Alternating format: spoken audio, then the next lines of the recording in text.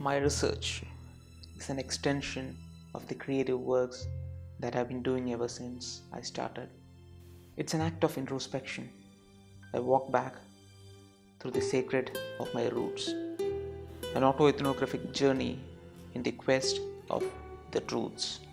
There have been questions, there have been doubts, the doubts that spread light in the path of wisdom. Yes, lights. The inequalities, discriminations, and hypocrisy. Where does the benevolence of the spiritual light illuminate? Where does the sense of oneness belong? This journey is to find those stories and the narratives that affirm its essence. Kerala had an era of untouchability and caste parochialism.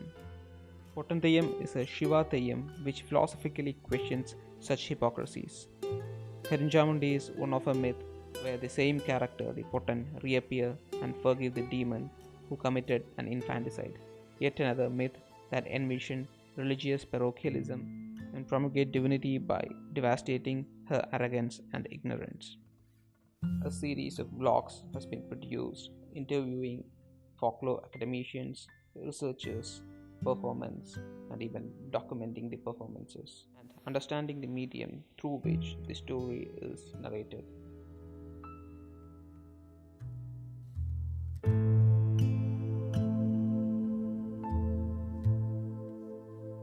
We have actually been to the temples, sanctum sanctorums, and visited the actual places described in the myths and the stories as they pave as the vital role to the narrative.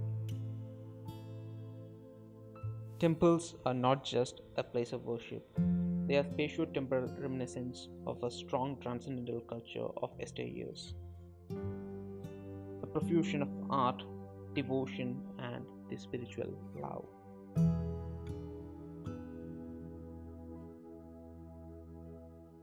I didn't want to limit myself just to the stories or the myths, but go deep to the philosophical aspects and penetrate into its crux. I have also investigated transcendental art forms from other parts of India and modern inclusions of the transcendental essence in various art practices and expressions.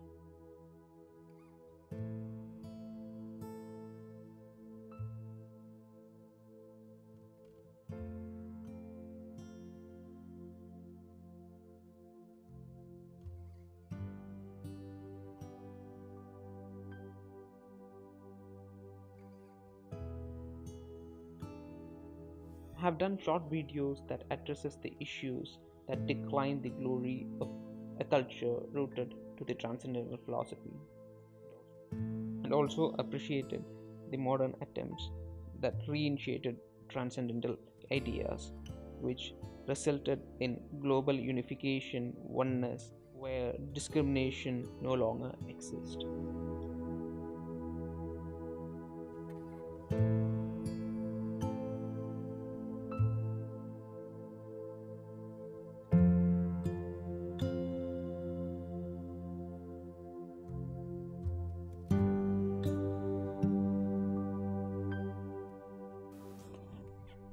Though some folk arts were taken as references, Tide of Lies is no way an adaptation or retelling of those stories.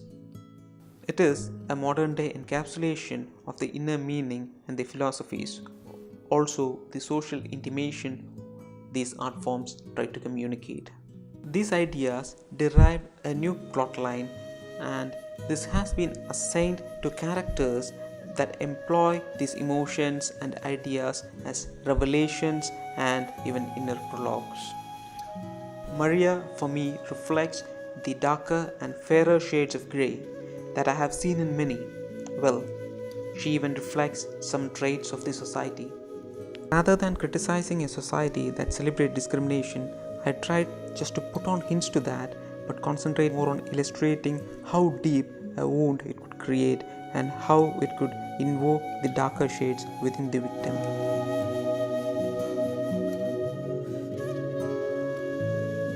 As the film is more about the inner reflections of a brown girl adapted by white parents, the most restrained idea is to find an actress with the exact skin tone to portray Maria.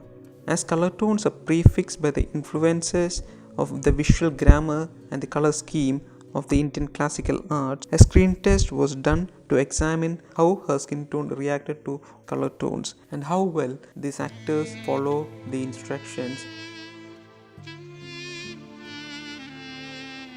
Location scouting of this film is not done in a very conventional sense. The kind of locations are to illustrate various incidents of the story are influenced by the landscape and terrains of both Pottan and Karanchamundi Theyyam. Pottan is said to be originated from this tunnel, and we further have the conversation with Adi Shankara, which leads to the transformation and understanding of the meaninglessness of discriminations. I wanted to interpret this space to a modern kind to introduce Madhavi, as she is the one who sacrifices her life unconditionally, and that triggered the inner transformation of Maria. A spatial schema is developed based on the understanding of the spatial concepts used by the Indian traditional transcendental arts. Most of the initial scenes of the film is done at a very constrained and bounded place, which reflects the inner isolation and narrowness of Maria. But some incidents trigger her to inherit transformations. We portray these scenes in a much more wider, open and breathable locations. What was taken into account was the emotional resonance of the scene.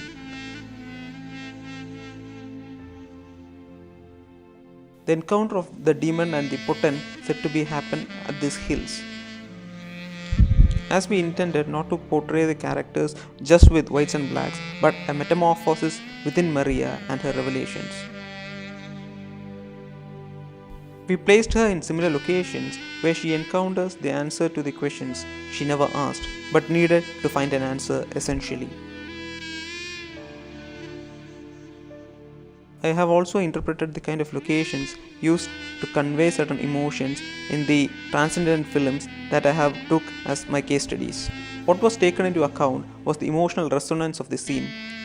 The scene acts as a reflection of the interpersonal and intrapersonal relationship of the characters.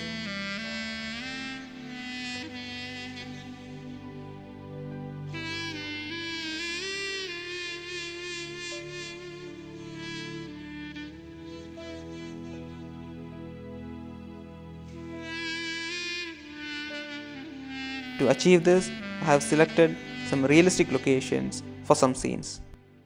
Also, I have adapted and interpreted mise-en-scene by adding few scenic elements to build up the scenes.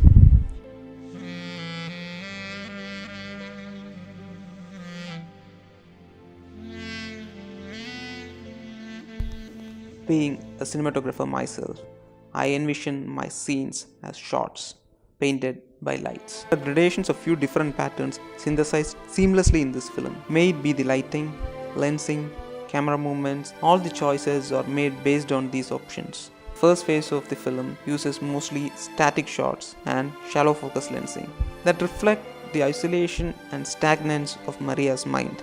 The film is mostly shot in a third person's perspective and a very less usage of subjective shots. This is intentionally done because I want to develop a visual perspective that connects straight to the audience. As we experience the transformation of Maria, we have changed the lensing pattern to much more deep focus lenses and more wide shots and well choreographed camera movements.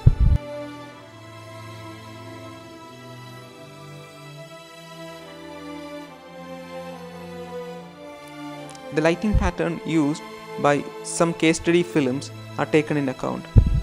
This is used not as an imitation, but understanding how these patterns use recurring patterns and how it could help to experience the transcendence of the visuals. Though rain is a gloomy and dull experience in some of those films, I used it as a bright, enchanting and colorful visual expression which naturally fades to a dull moment when Bhanu inquires about her mother.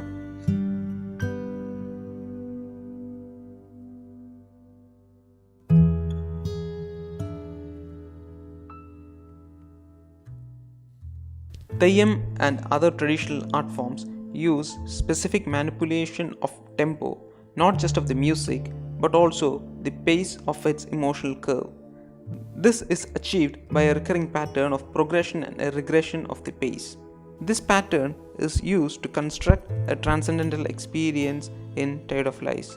This is achieved by the usage of specific patterns in progressions and regressions of the short duration and the frame sizes juxtaposed against each other. The initial phase of the film has very long takes that even last for minutes. As the emotional curve builds up, the pace is tightened and tightened to shots of very short durations that just last for seconds, and slowly then relaxes and tightens, and this pattern is repeated to achieve the essential emotional experience.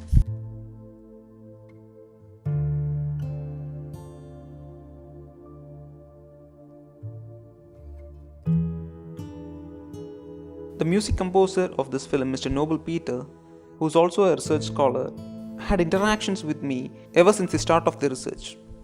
We have decided to assign a leitmotif pattern to each of the key characters, and this is orchestrated with several moods and variations placed to transcend to an essential emotional experience. As Maria experienced a confusion regarding her identity and biological origin, we were careful to design an orchestration that doesn't sound any ethnicity.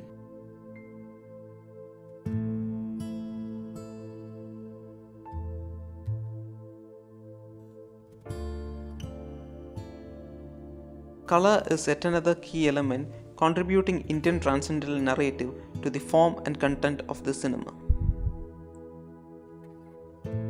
A thorough investigation on the connotation of colors to the Navarasa concept has been done, and this gave a clear understanding of what colors should be used as color tones and what colors to be essentially used as a part of the mise-en-scene.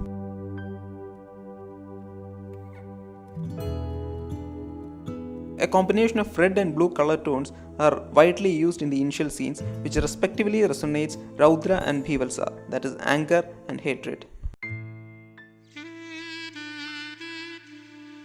The reference to this color scheme begin right from the introduction scene, where grays, the color of fear, is dominating the frame, and this signifies the psychological relation of colors to its meaning. The grays and blues are recurrently used in various gradations which signify a pattern which develops a subconscious understanding of what it means. As the emotions of the character differ, the colors get brighter.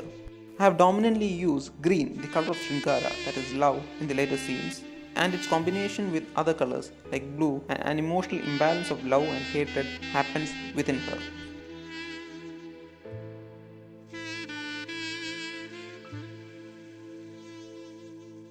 Transcendence is signified by this narrative pattern, establishing a normalcy where you experience and empathize the character being normal, and comes a disparity which challenges the normalcy and initiate a movement, a drift from the normalcy and experience the resonance of it.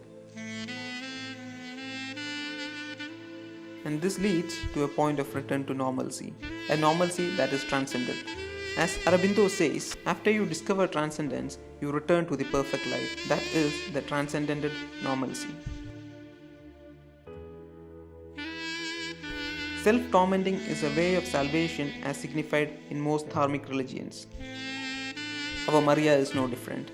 Her guilt and her dilemma makes her suffer. 3 key points of Indian transcendence are identified through my research: unconditionality, oneness, and fertility. Maria still got the scars in her mind from a deep wounded, racially bullied childhood. She acts so rude and even cruel to herself. But witnessing Madhavi sacrificing even her life unconditionally to save her brings a sense of disparity to her.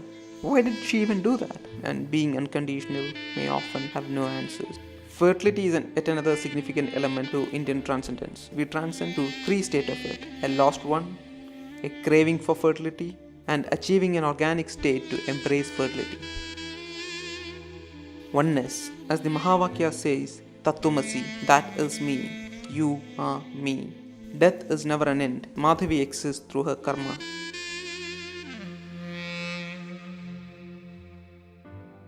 This experience of oneness is also manifested through the design of the comic character. Maria starts designing her with her own features, but end up resembling Madhavi.